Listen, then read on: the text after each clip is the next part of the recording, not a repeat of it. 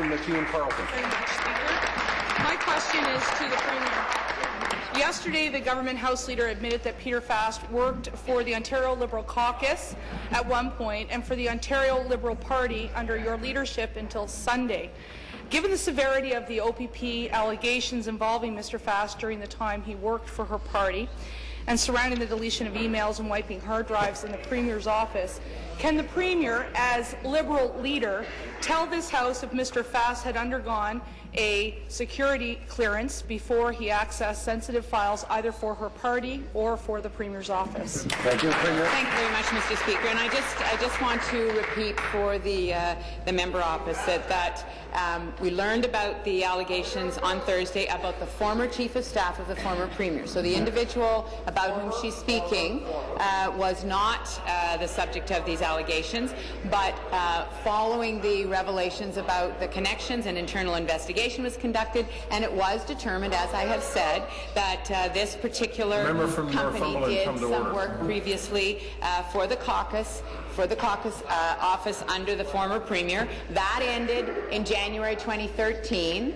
There was some service provided by the company to the party office until Sunday, because having determined that this person still was doing some work, we terminated that service on Sunday, Mr. Speaker. And as I said, we made that decision as soon as we determined that he was providing services.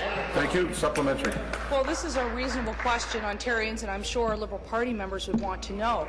We know that Mr. Faist has refused to speak with the OPP over the $1.1 billion gas plant scandal.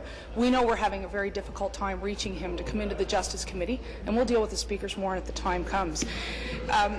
Given the nature of this scandal and the OPP revelations, and given Mr. Faist's alleged role as an employee of the Liberal Party of Ontario, I ask you again, as leader of the Liberal Party who had this individual under your employment up until Sunday, did he or did he not undergo a security clearance to deal with these sensitive files either through the Legislative Assembly or through your party? Thank you. Well, again, Mr. Speaker, as I have said, this was work that was done for the caucus office under the former Premier, Mr. Speaker, and the allegations that came to light on Thursday were allegations against the former Premier's former Chief of Staff.